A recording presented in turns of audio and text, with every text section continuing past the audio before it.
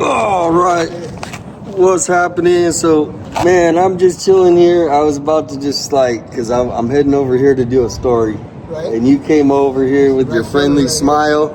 It's the right story right here. And so, what's your name, man? James Brown. James Brown. Yeah, I write a lot of poetry. I write good poetry. I write spiritual poetry. I write poetry about us. I write about kids over there. Little kids over there. Yeah. Oh yeah, they might be performing something for me soon.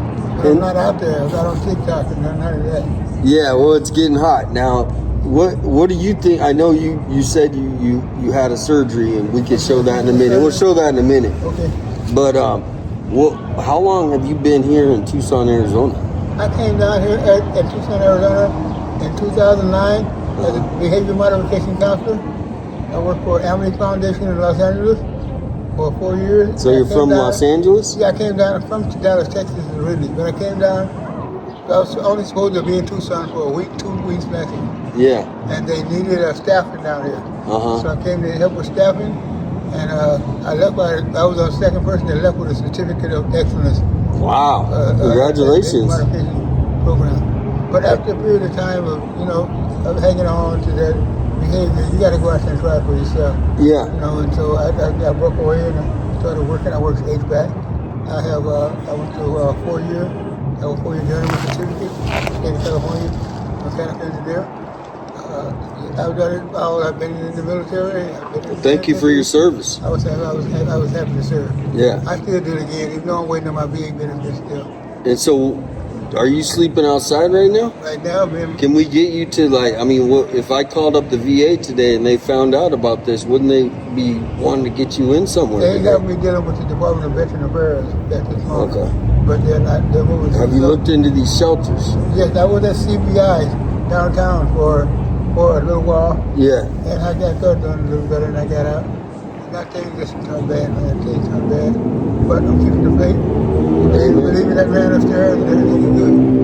And so, what year were you in high school? Man, I graduated in 1970. I went in the military in 1970. After only doing 11 and a half years.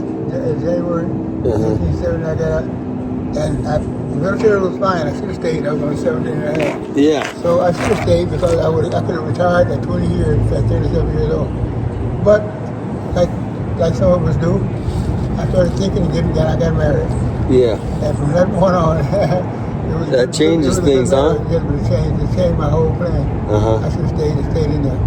My girl wanted me stateside. And so, how are you liking Tucson, since you've been back? And Tucson is... When you moved back, did you have a house? I did not, yes. My ex is right here on Camino Seco and 29th, about six doors down from the Rolling Hill Golf Course. She's right there. I was with her all the way up until last year. First we lived on Warriors, but up right here, living there 6 years now. And I just moved out last year. Okay. But I'm not going back. She has 4 kids and I don't want to play video games all night. Yeah, so you just need a little place you're trying to get into, a little home. Maybe you could just kick back, have a refrigerator, some air conditioning. And finish my poetry. And you deserve that. Oh, the poetry is what it's about, too, because that's that creativity, right? Yeah. Stay creative. Do you have a poem you could share? I have several of them. I'm going to give you one from my grandmother. First poem that I really seriously wanted to write. Okay. My grandmother. Her name was Mama Linda. She died. She was 103 years old in Dallas, Texas. Wow. Rockwell, Texas. And she's always been the head of the family for me. Yeah. As I grew, and ever since I known her, she was a Christian lady. And we all was in a St. Paul's AME church. I was in Methodist Episcopal Church. Probably about 50 or 60 people. Yeah. Most. And when I was 8 years old, I found an envelope. Because money used to come to the mail. I found an envelope with $800 in it that belonged to my church that I was going to. Yeah. Not knowing that we needed it. Yeah. But we found the money in an envelope that belonged to the folks that went to our church. I told my mom about it. She said, we're giving this back. Giving the money back? I said, we're doing what? We're giving it back. I said, well, at least let people know I found it. She said, no, that's the way it's supposed to be done. Yeah. She said, we don't tell nobody about this. Get back to this. That's what it's on. I was mad for weeks. Yeah. I said, when I go to church, I know they're going to be on my way, put on my best shoes. Yep. You know, all this here. My mother taught me a great lesson that she would have did something different than that. It would have been a better child with time, so much worse. She told me, no, this don't belong to you.